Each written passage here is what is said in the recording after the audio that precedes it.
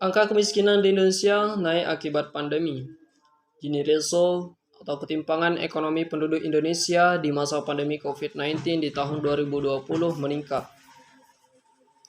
Saat pandemi seperti ini, Gini ratio adalah salah satu parameter yang penting yang harus diperhatikan untuk mengurangi dampak dari pasca pandemi.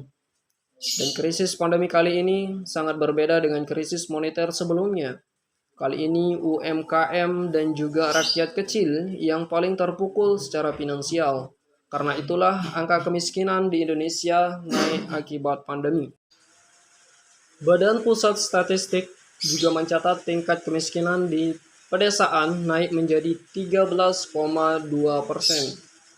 Tidak hanya itu, tingkat kemiskinan di perkotaan juga naik menjadi 7,8%.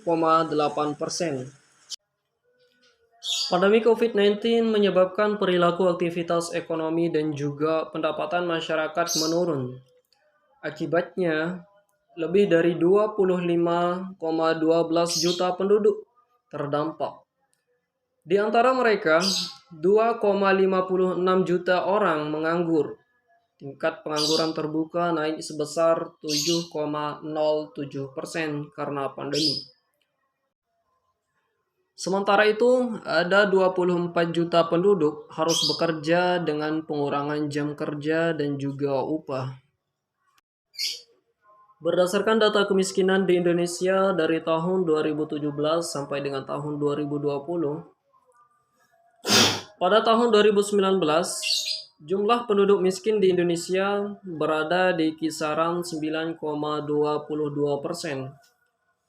Ini adalah titik yang paling rendah di masa tahun 2019, yaitu adalah 24,79 juta penduduk miskin di Indonesia, dan persentasenya sudah menurun menjadi 9,22%.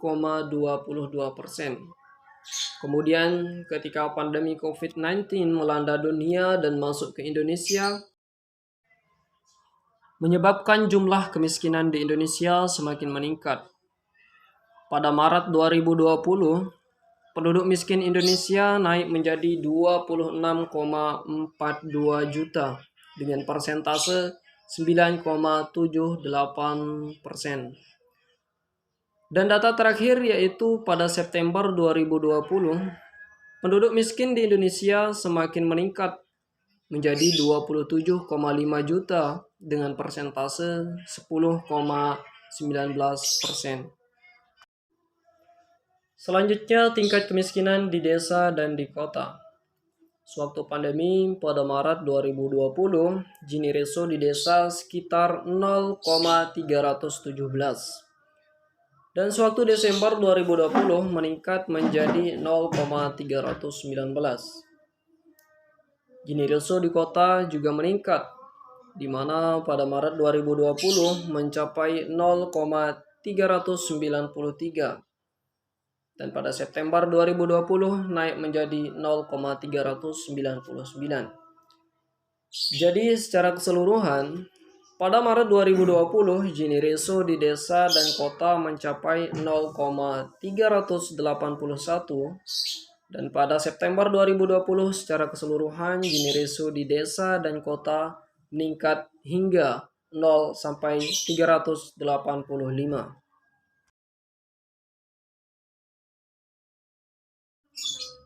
Di saat pandemi seperti ini, lalu bagaimana cara menurunkan Gini ratio di Indonesia? Dan salah satu solusinya adalah perlu akselerasi penyerapan anggaran bansos, baik dari pemerintah pusat maupun dari pemerintah daerah. Karena jika uang mengalir ke UMKM dan rakyat kecil, maka akan dapat membantu roda ekonomi berputar kembali, sehingga bisa mewujudkan kemakmuran bersama.